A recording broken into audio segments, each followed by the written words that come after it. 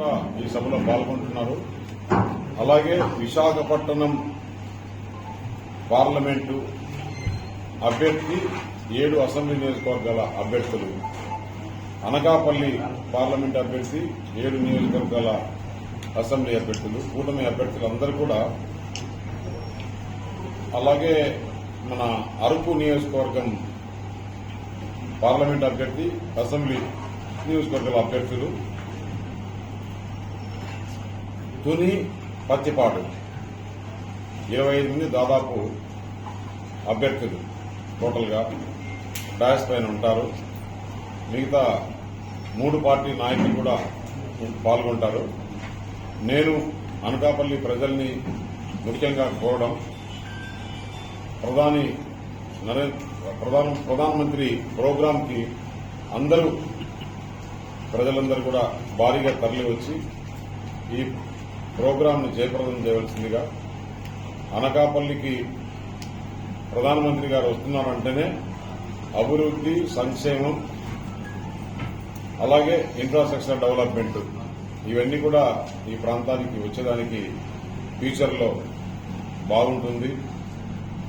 ఈ ప్రాంతం సస్యశ్యామలంగా ఉండేదానికోసం మన ప్రధాని గారు ఇక్కడికి రావడం జరుగుతుంది.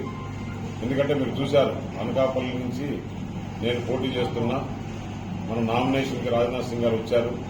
అలాగే నిన్న నితిన్ గడ్కరీ గారు, రోడ్డు రవాణా శాఖ మంత్రులు, రేపు ప్రధానమంత్రి గారు కూడా వస్తున్నారు.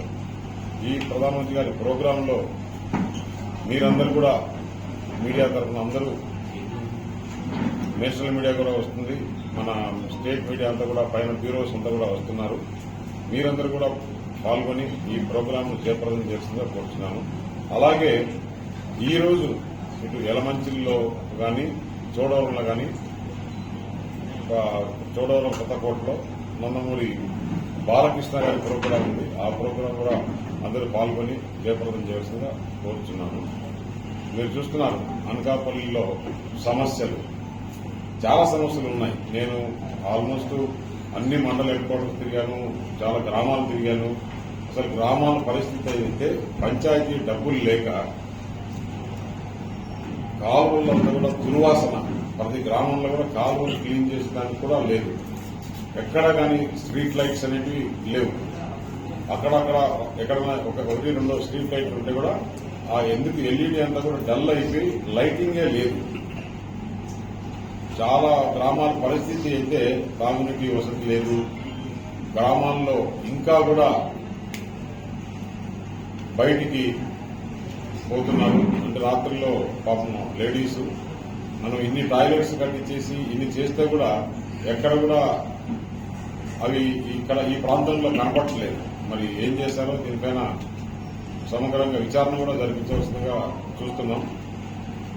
రేపు నేను కోరేది ఒకటే, అనకాపల్లి అభివృద్ధి జరగాలి, అనకాపల్లిలో పరిశ్రమలు రావాలి, అనకాపల్లిలో సంక్షేమం కావాలి, ఈ 3 కావాలి. ఇక్కడ యువతకు ఉద్యోగాలు రావాలి అంటే ఈ కూటమి అభ్యర్థులు అయిన నన్ను కమలం గుర్తు పైన ఓటేసి మొట్టమొదటి parliament ఓటిస్తారు.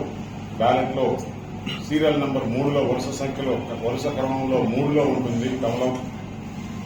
First ballot, second ballot గాజు గ్లాసు కొంత బాలకృష్ణ గారిని ఓటేసి గెలిపించుకోవాల్సిన. మనకు ఇంకా తక్కువ రోజులున్నాయి. నేను కార్యకర్తలని, నాయకుల్ని కోరేది ఒకటి, ప్రధానమంత్రి గారి ప్రోగ్రాం ప్రతి ఒక్కరు కూడా ఈ సొంతగా అందరు తీసుకొని ప్రతి ఒక్కరి గ్రామం నుంచి కూడా అందరూ తరలి రావాలని చెప్పేసి, వారు ఇంట్రెస్ట్ తీసుకొని అందరినీ తరలించే విధంగా చర్యలు తీసుకోవాలని చెప్పేసి మొత్తం తెలుగుదేశం, భారతీయ జనతా పార్టీ, జనసేన నాయకులందరినీ కూడా మీ ద్వారా కోరడం జరుగుతుంది.